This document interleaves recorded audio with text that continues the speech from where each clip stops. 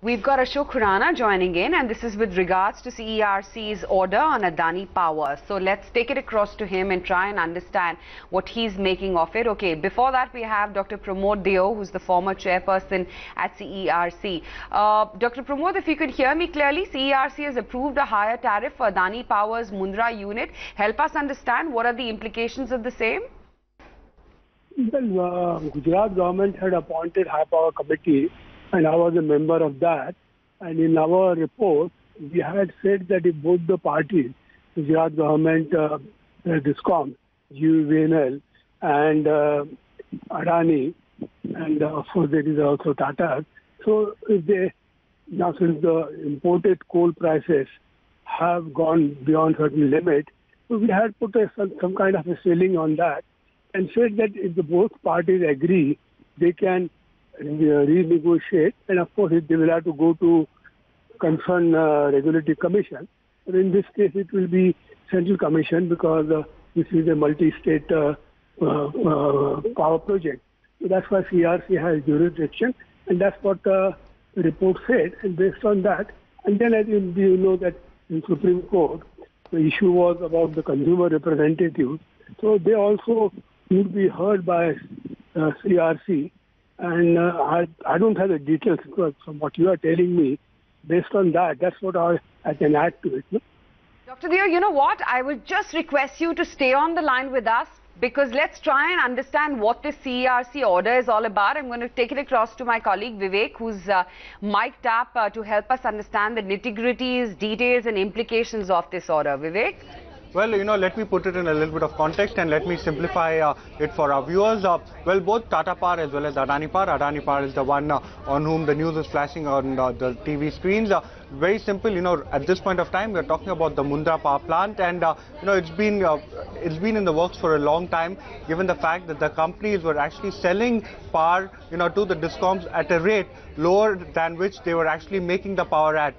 So what was actually happening for the last many years was that both Tata Power and Adani Power were suffering from severe under-recoveries, especially from the Mundra power projects, and the state government so far was not allowing them to amend the PPA, the power purchase agreements with the buyers. So on the back of that, both of these companies are actually, threw up their hands in the air, and they said that this is something that was not feasible for them, and they said that they would eventually have to give up the Mundra power plant. Now, what actually has happened is that in the CERC tariff order that has come in, initially they said that yes, they were willing to go ahead and renegotiate the price for both Adani as well as Tata Power for the Mundra power plant, and today the verdict has come, and it is the numbers flashing on your screen now. Almost 20 paise per kilowatt hour is the kind of tariff hike that you are looking at. So as far as the markets are concerned, Tata Power and Adani Power, this is something that was expected, something that markets were anticipating, and it will be a significant boost to both Tata Power and Adani Power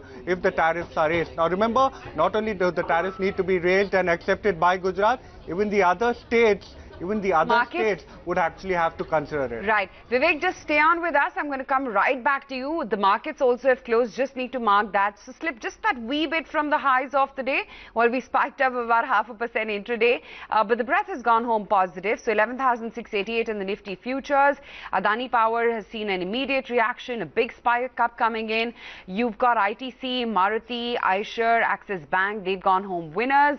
I want to see what TCS and Infi are up to ahead of their numbers. Infi goes home with a gain of about 0.5%, and TCS closes in absolutely flat. In fact, actually 0.5% lower towards the dying minutes of trade. PC Jewelers, Suzlon, TV18, Infibeam have gone home winners, and Diwan Housing has borne the brunt of the selling today. That's gone home a loser by about 4% lower. CG Power, Indiabulls Housing, R Power, IOC also have been losers. But Vivek, back to you. You were helping us understand what this really means for Adani Power. Well, that's right. So now, let us consider that given the fact that CERC has allowed a tariff hike for Adani Power to go ahead and increase the PPA rates or go ahead and modify the PPA with the buyers. What it actually means is that Adani Power at this point of time would be able to go ahead and raise the prices and therefore reduce their under recovery, not only reduce the under recovery, maybe also in some small amount, same some amount of going back to the black. So at this point of time, while Gujarat government or the Gujarat state has accepted this particular regulation, it appears to be seen whether the other states do take it as well. We do have a guest on air and we'd like to get some more color in terms of what exactly the verdict has come in and what exactly it means for both Adani Power and what is the kind of timeline that we would need to look at, especially for Adani Power. How long will it take for the other states to go ahead and accept this particular verdict? Leo, let me just come. Vivek, go ahead. We also have Mr. Pramod Deo with us.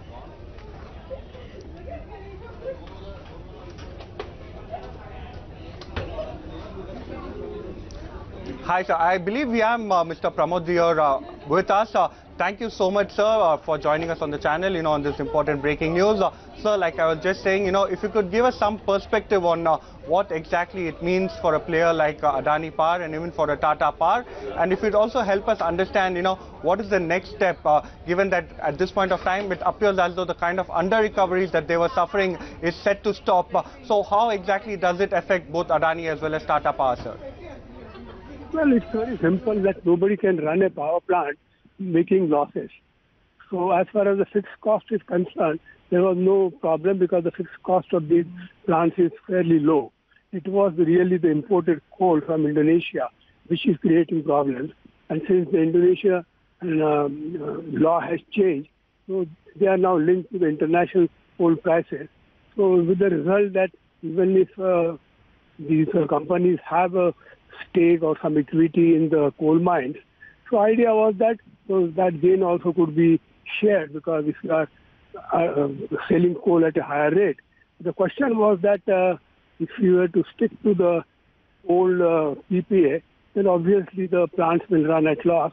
And since both the buyer and seller have agreed, so our high power committee had said that if they agree to that, there should be some limits on the price of the imported coal.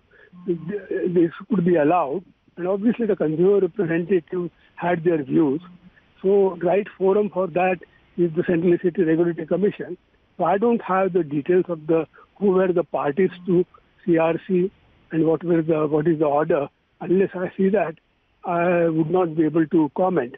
But in a sense, what it means is that if the buyer and seller have agreed, but obviously in the electricity sector, the consumer is also a third player.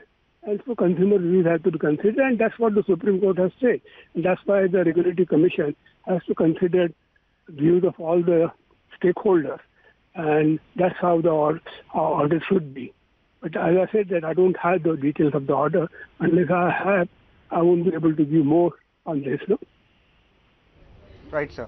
Right, sir. So what I was just telling you is that what the CERC has done is they have decided that the fixed cost is going to be at 20 paise per kilowatt hour, and what they are saying is that it is going to be reduced to the extent of availability of up to 80% of the normative availability. So now if you are looking at this, how would you view this in the context of the order? And the other thing which I would like to ask you is, given that Gujarat has agreed, while other states like Haryana, Punjab are yet to agree, especially given the fact that this is the time of the year where most states would actually, or the time where most states would be a little wary of passing on price hikes. Do you think that these companies can get immediate relief, or do you think that relief could be delayed a little longer? See, as I said, that I don't have the details who are the parties, because other states also were the parties. Because as far as Adani is concerned, the main buyer was Gujarat, and they are also selling to Haryana.